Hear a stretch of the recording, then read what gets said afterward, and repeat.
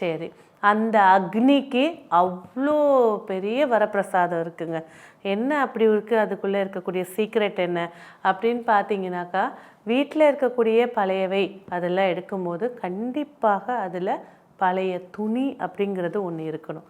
அதே போல் அந்த போகிக்கு உண்டான ஒரு இடத்த சுத்தம் பண்ணி க்ளீன் பண்ணிவிட்டு எல்லாத்தையும் குவிச்சு வச்சுட்டு அந்த பிரம்ம முகூர்த்தம் சொல்லக்கூடிய 4:30லேருந்து 6 சூரிய உதயத்துக்கு முன்னாடிக்குள்ளே அதை எரிக்கிறது தான் அதோட முதல் பிரசக்தி.